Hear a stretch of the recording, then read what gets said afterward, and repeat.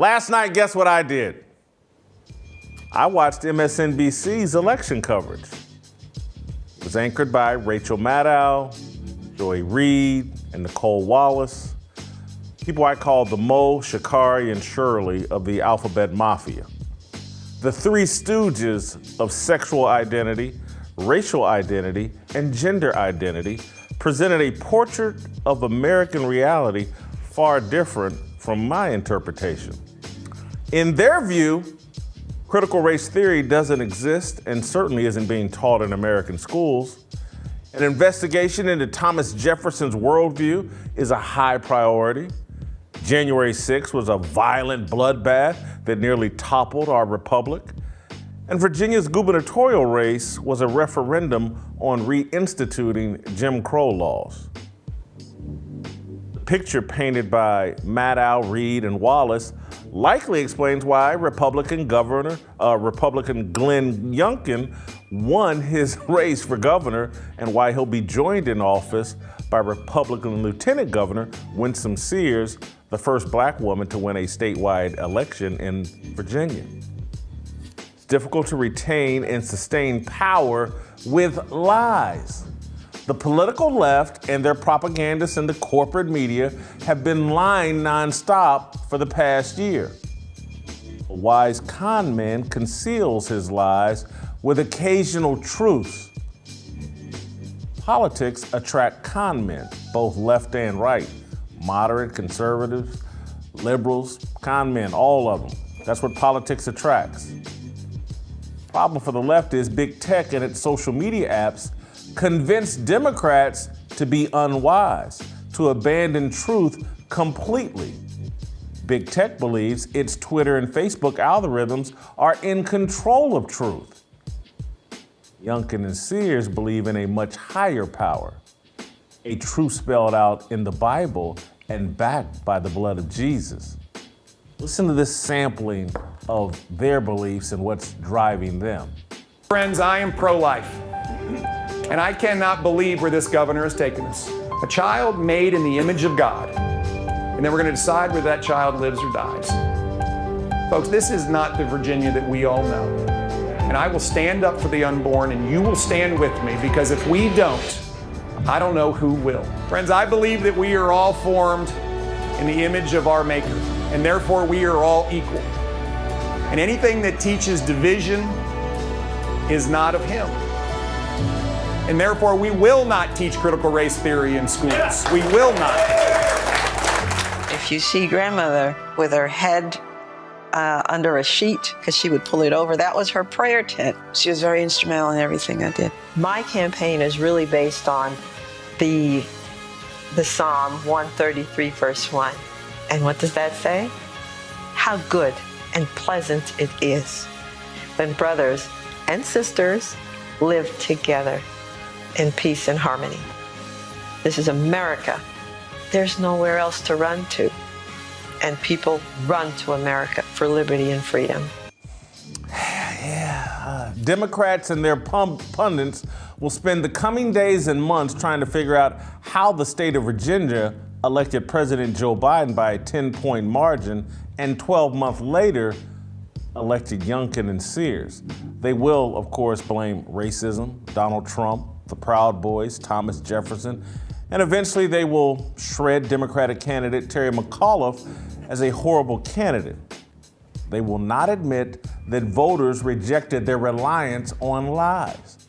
They will not admit that Twitter and Facebook baited them into believing that lies supported on the social media matrix could be converted into real-world truths. Not just comedian Dave Chappelle. Ordinary American citizens are snapping out of the woke coma induced by Twitter. Listen to Chappelle. When Sticks and Stones came out, a lot of people in the trans community were furious with me, and apparently they dragged me on Twitter. I don't give a because Twitter's not a real place. See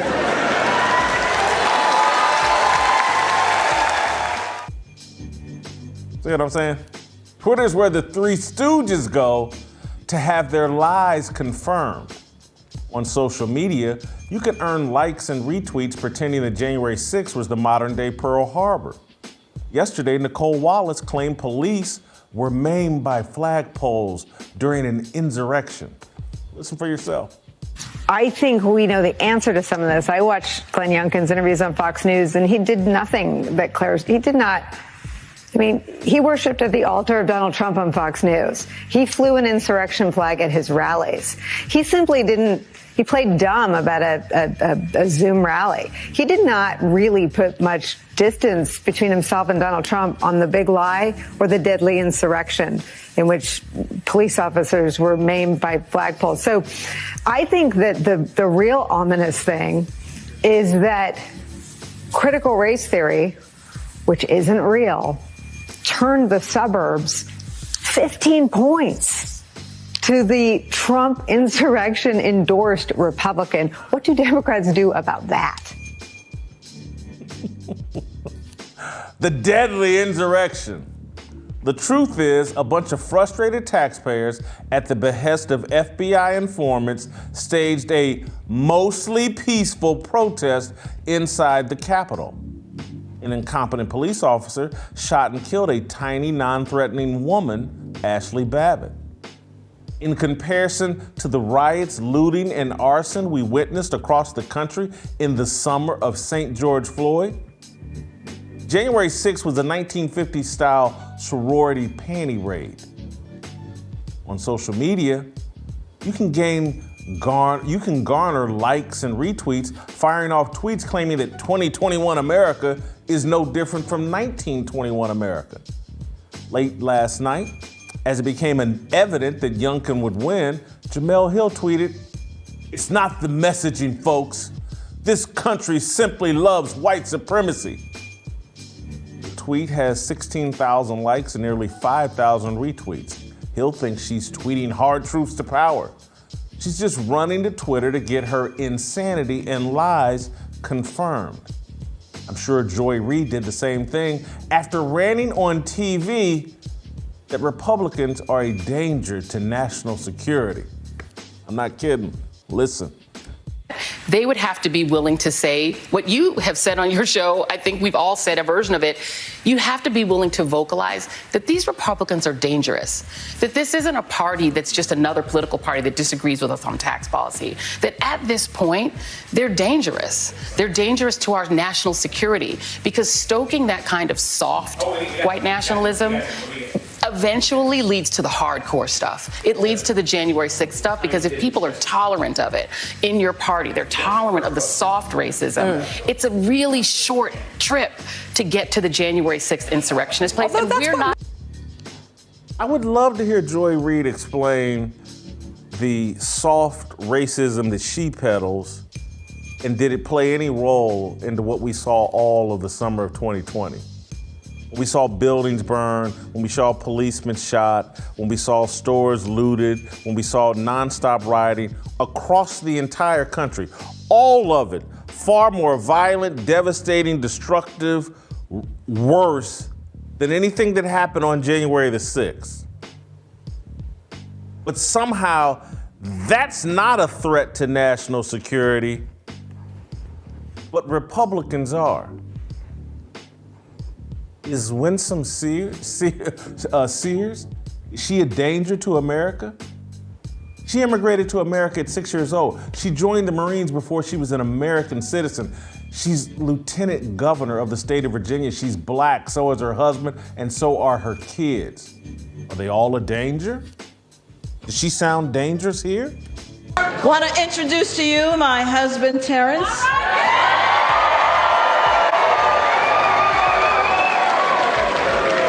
He's another Marine.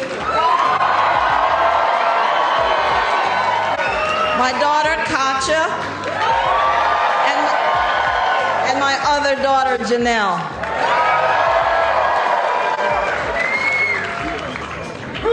I'm telling you that what you are looking at is the American dream. The American dream. When my father came to this country, August 11th of 1963, he came at the height of the civil rights movement from Jamaica. He came and I said to him, but it was such a bad time for us. Why did you come? And he said, because America was where the jobs and the opportunities were.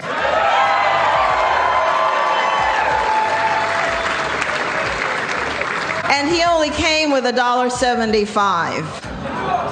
$1.75. Took any job he could find and he put himself through school and started his American dream. And then, yes, and now he's comfortably retired. And then he came and got me when I was 6 years old. And when I stepped on that Pan Am Boeing 737 and landed at JFK, I landed in a new world.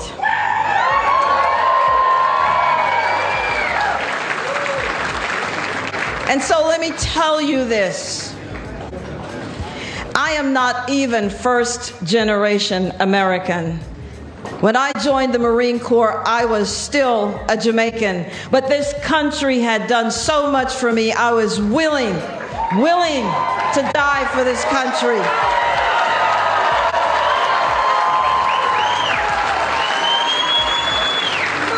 USA!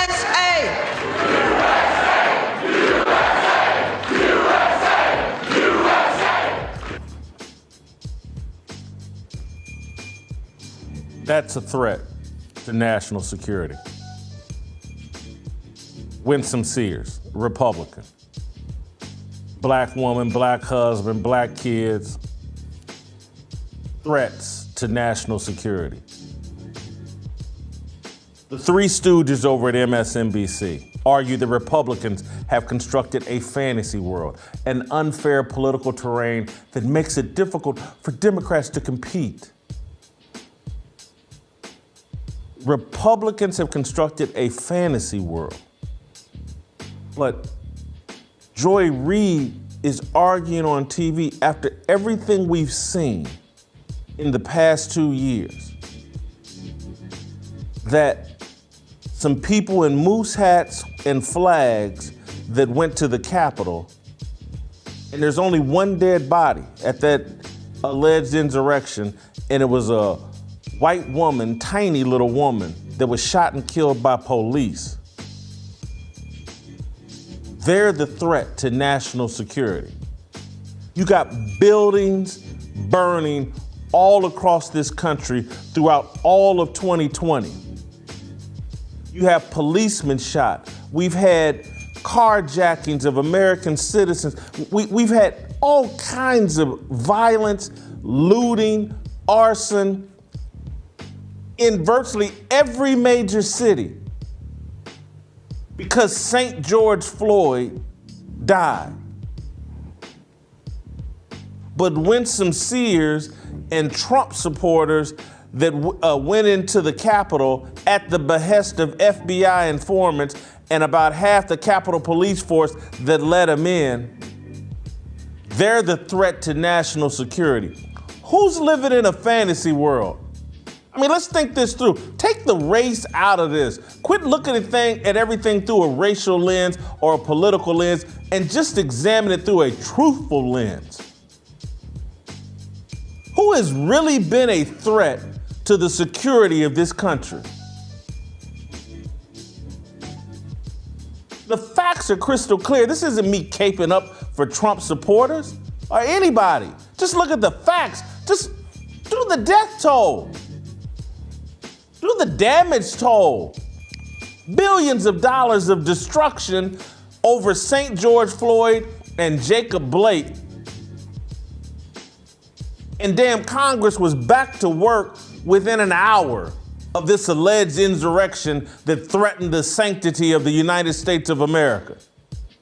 They were back working in that building. I guarantee you that damn Wendy's that they burned down over Rayshard Brooks, I wonder if it's back up and running right now.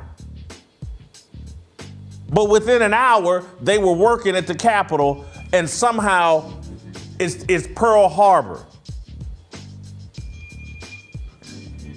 Who created the fantasy world?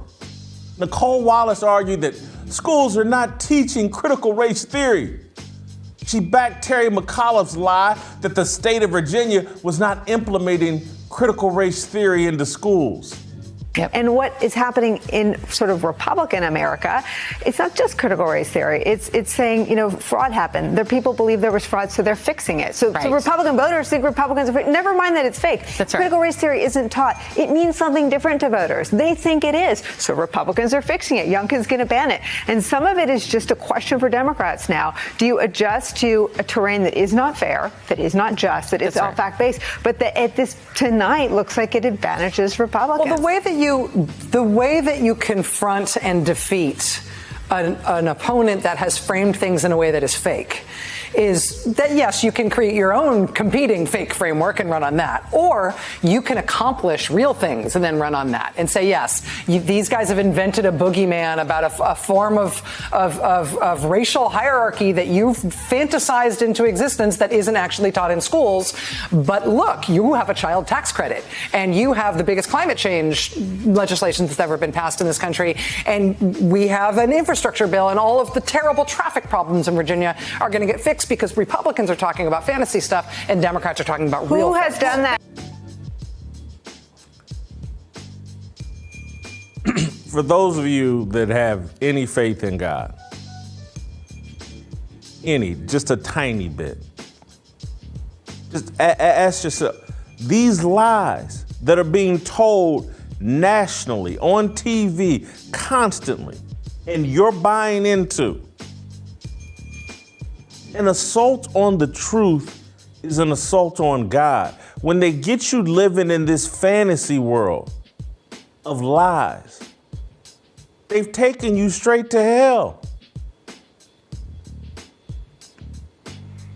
These women are sitting up on TV talking about they're not teaching critical race theory in schools. We've sat up and watched video after video of parents reading from the text that's being taught in these schools at school board meetings. They're quoting verbatim what their kids are being taught. We've heard from parent after parent, oh my God, they started having school on Zoom and I got to hear what the teachers were telling my kids. And it's straight critical race theory. These lies are just too easily debunked. While serving as governor in 2015, McAuliffe's Department of Education explicitly directed public schools to embrace critical race theory. On the Virginia Department of Education website, it recommends critical race theory.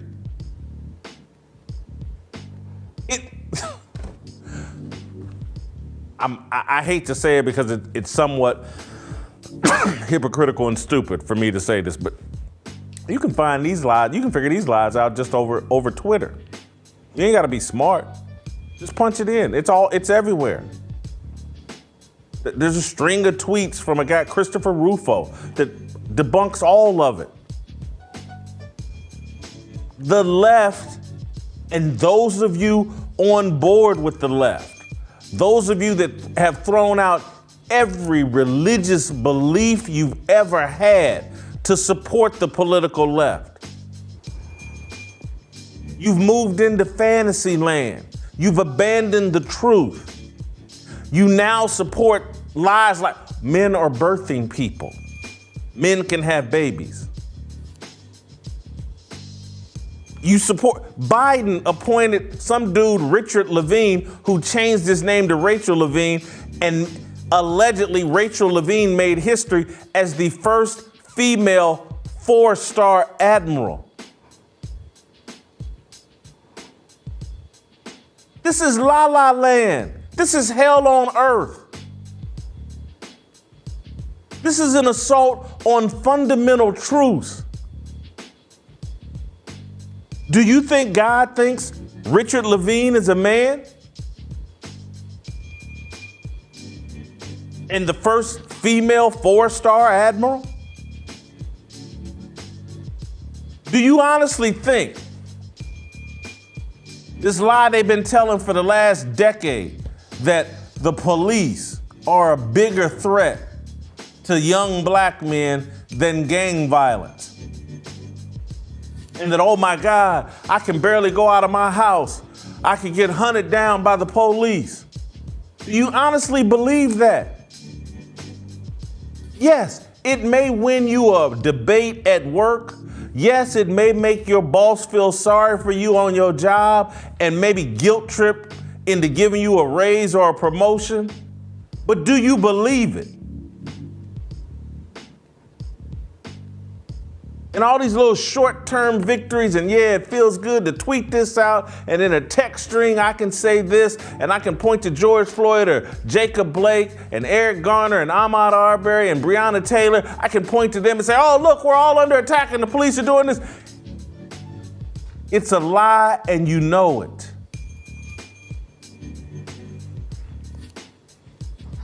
When you step out of your house, and if there's a policeman down at one end of the corner and the Crips and Bloods at the other end of the corner, you damn well know which direction you walking.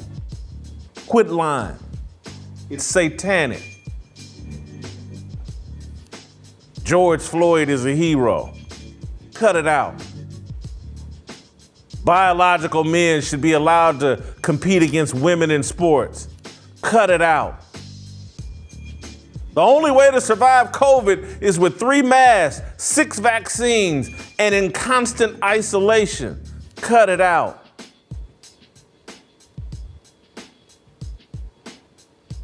The world the 3 stooges believe exists is on Twitter. It's a satanic world where the truth is under constant attack. Virginia voters live in a different world, a world that answers to a higher power than Jack Dorsey and Mark Zuckerberg.